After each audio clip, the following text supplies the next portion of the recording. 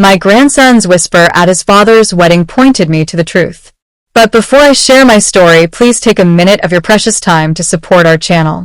Your support and love keeps us going. The string lights over the ballroom shimmered like a night sky, and the band's saxophone curled through the air in velvet loops. I sat at a round table in the center of it all with my grandson at my side, my sweet boy, Zeke, the light of my old heart, while waiters flowed past like a quiet river. It was the evening of my son's second wedding. People kept calling it a new beginning. I wanted to believe them. "Grandma Geneva," Zeke whispered, squeezing my fingers so tight my rings pressed into my skin. "Can we go now?" I angled toward him, smoothing the sharp line of his little blazer. "What's wrong, baby?" He glanced down, jaw trembling, and his voice fell to a hush. You didn't look under the table, did you?" A ripple of cold went through me. I lifted the linen and peered into the dim space beneath.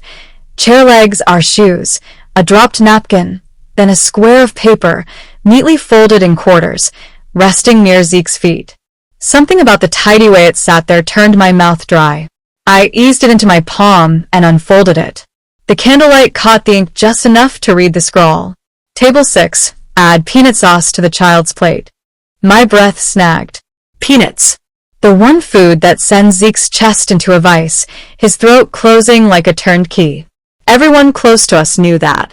We carried an injector in every bag, every car, every coat pocket. We reminded relatives, teachers, church folks, anybody who offered him a cookie. No peanuts. Not ever. "Grandma?" he asked, voice hollow. I slipped the paper into my clutch, pulled Zeke's chair closer to mine, and put an arm around his shoulders. Across the room, my son, Dorian, moved table to table, tall in charcoal wool, smile blazing for the photos. Near the floral wall, his new bride, Sienna, posed with her bridesmaids, the glittering beading of her gown catching every flash. She looked flawless, like a magazine cover come to life. Maybe that was why my spirit kept snagging on something I couldn't name. "Drink refills?" a waiter asked, leaning in with a tray. "Water for him," I said, my voice steadier than I felt. The scent of roasted chicken and buttered rolls drifted through the room, layered with something nutty and sweet from the appetizer stations lining the far wall. A cousin leaned over from the next table. "Aunt Geneva, Zeke's getting big." "How old is he now?" "8, I said, forcing a smile. "Blink and he'll be driving." Zeke nuzzled closer to me, and I felt the quick bird beat of his heart.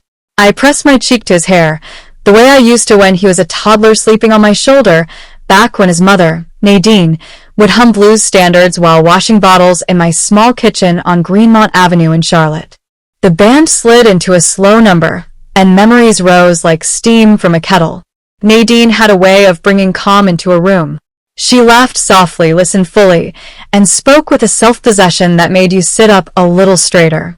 I used to find her on the porch with a basket of collards in her lap, Zeke wobbling across the floorboards with a rubber ball, sunlight catching the copper in her skin. "Miss Geneva," she'd say, "taste this stew, and tell me if I put my foot in it." We'd eat, we'd talk, and love felt simple. The last night before everything changed, Zeke burned up with fever. Nadine held him while I folded cool cloths, our worry traveling back and forth between us without words. By dawn, the fever broke. Nadine kissed his damp curls and whispered, "Thank you." I told her she didn't owe me a thing, but I squeezed her hand anyway, silently promising to hold this family steady as long as God let me. A week later, the phone rang. The world tilted. An officer's voice. A jackknifed truck on the interstate outside Greensboro. In the months that followed, Dorian threw himself into work, leaving before sunrise and returning after Zeke fell asleep, grief turning him into a ghost that kept the lights on. Zeke grew quiet, then quieter, like someone pressing a hand over a radio speaker. I told bedtime stories about Nadine's porch and Sunday stew, about the songs she sang. I said her name like prayer beads, so he'd never forget the sound of it. We got through those years because of my girl Kyra. I took her in years back, a lanky teen with quick hands and a quicker mind. Kyra read to Zeke, baked him cinnamon cookies without nuts, and taped little notes into his lunch, Smiley faces, silly knock-knocks. You got this. Until the teachers started saving them because they were too sweet to toss. If Zeke was the heartbeat of our house, Kyra was the rhythm section keeping time. Then, just over a year ago, Dorian brought Sienna by to introduce someone special. She worked in brand partnerships, he said, smart, polished, a woman who gets it. Sienna's smile was movie premiere bright, her compliments warm and plentiful. She washed dishes after dinner and stacked them like a showroom display. Yet the whole evening felt like watching a play from behind the curtain. The cues perfect, the timing exact, the eyes checking for applause. Zeke sensed it too. When Sienna slid a candy bar across the table, he stared at his plate like it was a test he hadn't studied for. Dorian told him to say thank you, but I changed the subject and asked Kyra to pass the salad. Later, when I stepped into the hallway for a minute, I heard Sienna's voice tighten. Don't be messy, Zeke. You're not a baby. By the time I re-entered the room, her tone was sugar again, and she was admiring the block tower he'd built. He kept his eyes on me. I kept my questions to myself. I told myself Sienna just wasn't used to children. People grow into love if you give them a chance. Wasn't that what church taught us? So here we were tonight in North Carolina, the chandeliers throwing constellations onto the parquet floor, the photographer calling for the new Mr. and Mrs. Brooks. Sienna laughed that high, perfect laugh, head tipped back, diamond catching every glint. Dorian looked relieved, like a man who decided storms were finally done with his house. At table 6, I folded my hands to steady them, the paper warm in my palm. Add peanut sauce to the child's plate. A simple sentence. A loaded gun. I tucked the note deeper into my clutch, then leaned close to Zeke.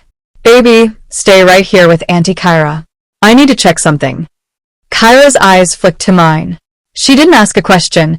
She just slid her chair closer to Zeke and put an arm around him. We'll count how many bow ties we see, she said, grinning for his sake. Winner gets an extra roll. I rose, smoothed my dress, and walked toward the service corridor where the waitstaff gathered between courses. The closer I came, the clearer my body felt, like every nerve was waking up from a long sleep. I'd learned after Nadine passed that grief can quiet a woman's instincts. But a threat to a child? That will rouse the lion in anyone. A young server, tall, neat haircut, name tag reading Terrence, looked up as I approached. He'd been to our table twice, polite and careful, like he'd been raised by a grandmother who didn't play. I handed him the folded square, without ceremony. Baby, I said, voice low but iron flat. Who gave this to the kitchen? Terrence read, and the color drained from his face. Ma'am, someone passed it to me to pass along. I dropped it near a table when the tray wobbled, I guess. I'm so sorry. Who? I asked. The word came out steady as a gavel. I don't know her name, he said, eyes flicking toward the reception like the answer might be standing in the shimmering crowd. Dark green dress. Long braids. Sat near the head table earlier. I thought it was a sauce change for the adults. I didn't know about the child. I let out a breath through my nose and thanked him, even as my hands wanted to shake. We'll fix it before anyone's plate lands, I said. It came out like a promise. As I turned back toward the ballroom, I felt the old vow rise in me again, the one I made in a dim kitchen with a feverish child and a terrified young mother. Hold this family steady as long as God lets you. Tonight, steady meant loud. It meant public. It meant whatever it had to mean to keep Zeke breathing easy. I reached table 6, bent to Zeke's ear, and said, Stay with Andy. Don't eat anything until I say. Then I stood, lifted my chin toward the stage, and cleared a path through the murmurs in my own chest.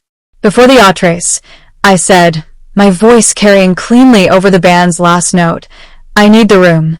And for once, the room listened. The band's last note curled into silence as 100 heads turned. The chandelier light felt hotter, brighter. I kept my hand steady on the back of Zeke's chair and lifted the folded square from my clutch, like a little white flag that wasn't surrender at all. I found this under our table, I said, voice even. It says, Table 6, add peanut sauce to the child's plate. My grandson is severely allergic to peanuts. Anyone here who knows us knows that. So, I'm asking who wrote it. A ripple of whispers moved across the parquet floor, like wind over tall grass. Some folks looked confused. Some looked scared for me. Some looked anywhere but at this paper. Zeke leaned into Kyra, and she hugged him in tight, her chin set. My son, Dorian, cut through the tables, smile gone, concern fixed across his face. Mama, what is this? His eyes dropped to the note. I watched the blood leave his cheeks. Who would? Before he could finish, Sienna appeared at his elbow, bouquet pressed to her hip, veil pinned like a small cloud behind her head. Geneva, she said soft, surely this is a misunderstanding. Maybe a server mixed up a note for the adults. Her tone was velvet, but I heard the thin tear in it. Terrence, I called, raising a hand toward the service corridor. The young server took a bracing breath and stepped forward, palms open. Yes, ma'am. He cleared his throat. I was handed that note to pass along to the kitchen. I dropped it near a table when a tray wobbled. I didn't read it all the way. I didn't know about the child. He glanced at Zeke, stricken. I'm sorry. Who handed it to you? I asked. He swallowed. A woman in a dark green dress with long braids. I don't know her name. She was seated near the head table earlier. Heads pivoted toward the front of the room, toward the cocoon of bridesmaids, cousins, and a few co-workers who'd been orbiting Sienna's side all night. One of the bridesmaids stiffened. Another blinked too fast. Sienna held her perfect smile a beat too long. Mama, Dorian said, voice low, warning and pleading twisted together. Let's step into the hallway and... No, I said. We'll be clear in this room where the danger showed up. That's how you keep a child safe, out loud. The MC shifted nervously by the stage. The bandleader pretended to polish a sax. Across the floor, Aunt Maureen folded her arms and gave the whole head table a look my generation learned from mamas who could quiet a church picnic with a single glance. Kyra rose. She didn't raise her voice. She didn't need to. Zeke doesn't eat unless one of us checks the plate, she said, eyes on Sienna, and then on the bridesmaids. That's our rule. That's how he stays breathing. Whoever wrote that note ignored the rule, and the child we're here to celebrate with. At the edge of the group near the head table, a young woman in that exact dark green dress flinched. Pretty, nervous, braids grazing a small pendant at her collarbone. She had Sienna's smile without the armor, couldn't hold it when the room got too bright. I'd seen her fetch napkins and dab tears earlier, like a dutiful cousin. Sienna shifted, blocking the young woman with the gentle angle of a shoulder. This is a wedding, she murmured, voice cooling by degrees. Maybe we should focus on not killing a child? Aunt Maureen cut in, eyebrows arched. That focus. The room bristled.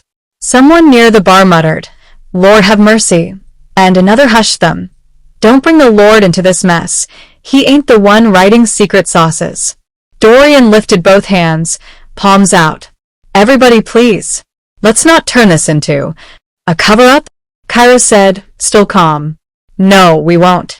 I held the note up again. If this was ignorance, say ignorance. If it was an accident, say accident. But if it was malice, say why.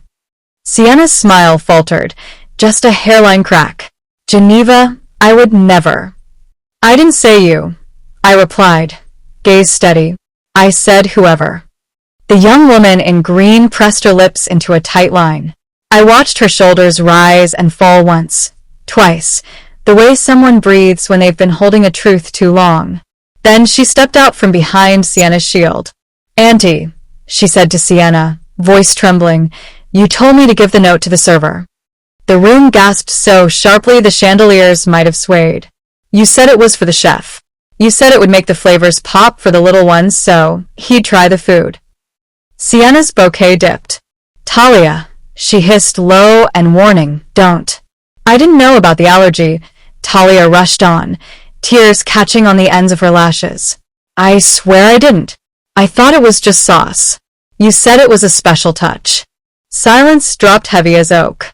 Somewhere near the back, someone whispered, peanuts, like the word itself was a knife on a tablecloth. Dorian's jaw worked, but nothing came out. His eyes slid to Sienna. Her mouth opened, shut, opened. This is insane. Why would I? She spread her hands in a practiced arc that had probably charmed rooms her whole adult life. It didn't charm this one. Kyra angled her body between Sienna and Zeke like a quiet shield. We can check the kitchen tickets and the cameras by the service doors, she said to the venue manager, who had edged forward with 2 security staff. If a note moved from hand to hand, the hallway cam caught it. The manager nodded, already signaling to a colleague. He didn't look at Sienna. He looked at the child with the careful eyes and the grandmother with a paper square that burned hotter than any sparkler exit. Sienna's voice thinned. This is a setup. People are jealous. They don't want me. To what? I asked. To be stepmother to a boy whose safety you treat like garnish? That was when the room turned. Not loud. Not ugly. Just decided. You can feel it when a crowd makes up its mind. The center of gravity shifts, and the person who thought they were floating discovers the floor. Dorian moved at last, not toward me, not toward the crowd, but toward Zeke. He knelt, suit creasing at the knees, and put a hand on his son's shoulder. Buddy, he said, voice gone hoarse. You did right telling Grandma. Zeke nodded once, eyes bright but dry. I saw it on the floor, he whispered. I remember my teacher says, tell the trusted grown-up. You did exactly right, Dorian said, jaw clenched around shame and gratitude both. I placed the note flat on our tablecloth beside the folded napkins and the untouched roll. From here on, I told the room, no plate touches this child's place setting without me or Kyra checking it. Not a crumb. Not a garnish. Not a drizzle. Understood, the manager said, already speaking into his lapel mic. Kitchen. Hold all children's plates at Station B until cleared by guest Geneva Brooks. Sienna reached for Dorian's arm. He pulled gently out of range like a man who had just realized a storm cloud wasn't passing. He'd married into it. Tell them it's not true, she said, voice breaking in a way designed to pull every sympathy string. For the first time that night, no one rushed to tie a bow around her hurt. Talia cried openly now, hands twisting. I'm sorry, she told me weaker. I really didn't know. I believe you, I said. Which is why you won't carry the blame for a decision that wasn't yours to make. Sienna flinched, pride flashing hot. So, I'm the villain now? No, I said. You wrote yourself that part. I'm just reading the program out loud. There are moments in life when a family story forks. One turn takes you deeper into denial, the other into daylight that stings but heals. I felt the path under my shoes harden into something sure. Band, I said, without looking away from Sienna. Give us 5. We'll resume after the kitchen resets. The bandleader lifted a hand in quiet assent. I tucked the note back into my clutch and sat, pulling Zeke close. We're okay, I told him. You're okay. Across the table, Kyra's eyes found mine. She didn't smile, and neither did I. There wasn't anything to celebrate yet. But we had something better than celebration, clarity. And clarity, I've learned, is where the real protection starts. The chandeliers threw diamonds across the floor, but the air felt heavy, like the room itself knew something ugly had just cracked open. Every guest's eyes shifted between the folded note on my table and the bride still trying to hold her perfect composure. Sienna's painted smile strained.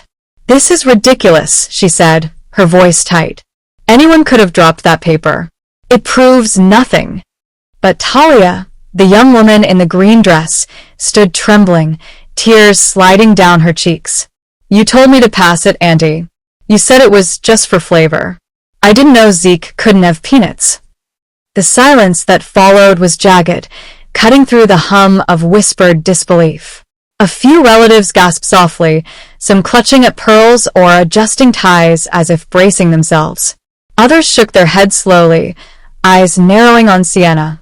Girl, hush, Sienna snapped suddenly, the mask slipping. You don't know what you're saying. Talia flinched, pressing her palms together. I swear I'm not lying. That was when Kyra stood tall, her hand firm on Zeke's shoulder.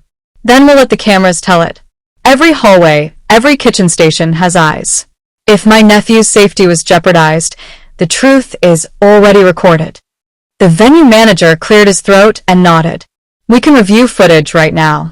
He signaled discreetly to security, who began moving toward the back offices. Sienna's face paled, the confidence leaking from her like air from a balloon. She tried again, softer now, eyes darting to Dorian. Baby, you don't really believe this, do you? On our wedding day? You know I love you. But Dorian's gaze wasn't on her.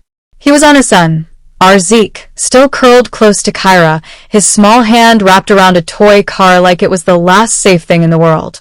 I almost lost him once, Dorian whispered, his voice cracking. I won't risk him again. Sienna's lips parted, then trembled closed. She looked around the room, searching for an ally. None came. Even her bridesmaids avoided her eyes, shifting uncomfortably, heels clicking faintly against the polished floor. I straightened my back, clutch resting under my arm, and said loud enough for the entire ballroom to hear, Love doesn't put a child in danger. Love protects. A wave of murmurs rolled through the crowd, agreement humming like distant thunder. The atmosphere of celebration had shattered, replaced by judgment sharp as glass. Sienna's composure finally fractured. She dropped her bouquet on the floor with a thud, lifted her hands, and cried out, This is a setup.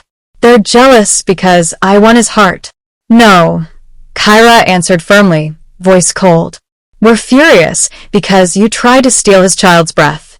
And just like that, the last of Sienna's mask fell away, and the truth lay bare for all to see. Would you like me to continue with part 4, the full confrontation and fallout in the ballroom? The ballroom no longer felt like a place for vows and champagne. It felt like a courtroom, and the verdict was circling. Glasses clinked nervously as people whispered, eyes darting from me to Sienna to the child at the center of it all. Zeke clung tighter to Kyra's waist.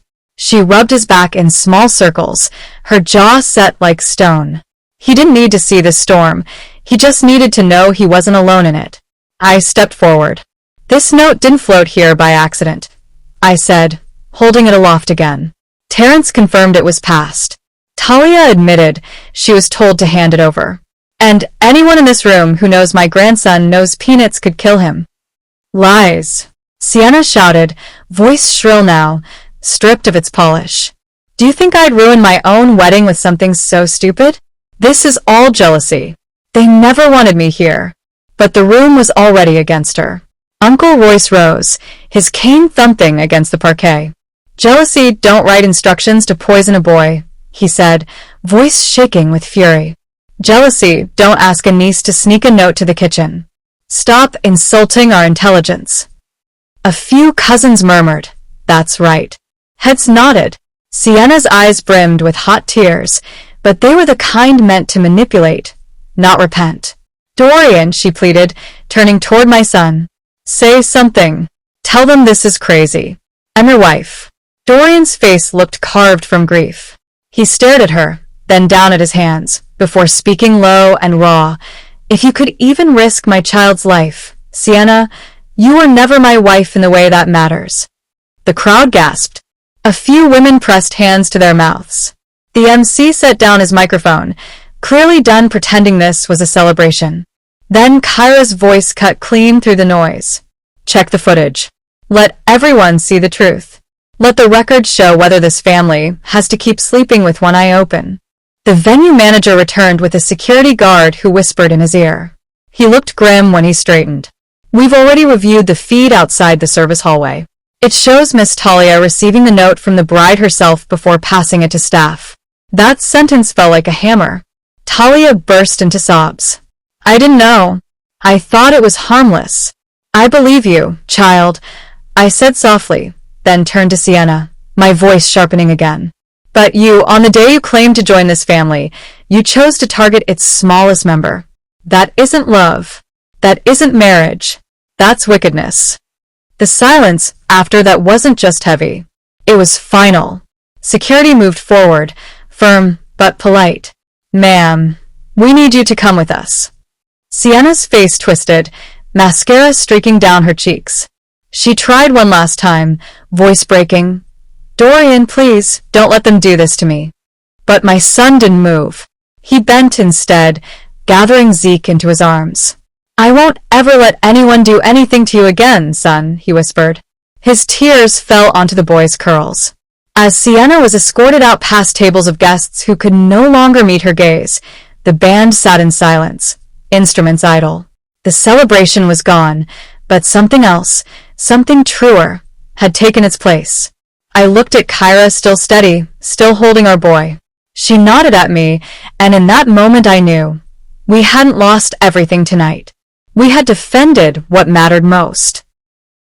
The days after the wedding felt like moving through smoke after a fire.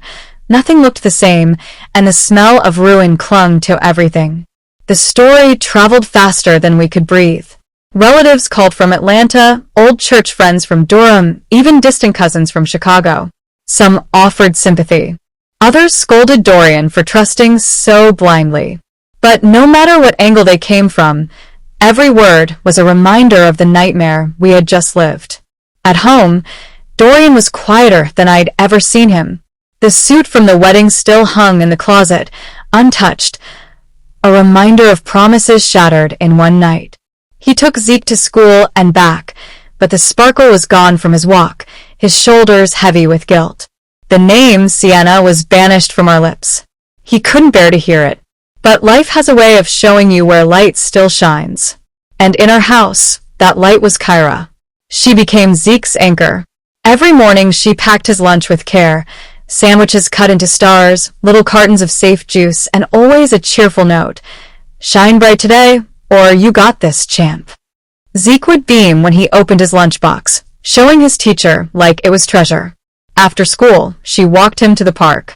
I'd watch from the porch as she taught him to ride his bike or fly a kite. His laughter started coming back, real laughter, the kind that rings like bells. I'd thought grief had stolen that sound forever. One evening, when Zeke caught a fever, Kyra sat by his bed through the night. She laid cool cloths on his forehead, whispering a story about a brave little sparrow who fought through storms and always found its way home. I stood at the door, tears blurring my vision, watching as Dorian leaned in the hallway. His eyes were fixed on Kyra, not just with gratitude, but with something deeper, a recognition that love had been in our house all along. Weeks later, during a quiet dinner of baked macaroni and greens, Zeke looked up from his plate. Grandma, he said, voice soft but sure, I want Aunt Kyra to be my mommy. The table froze. Kyra's cheeks flushed crimson, her eyes darting down to her fork. Dorian's hand trembled against his glass, tears slipping down before he could hide them. I reached across the table and touched his arm.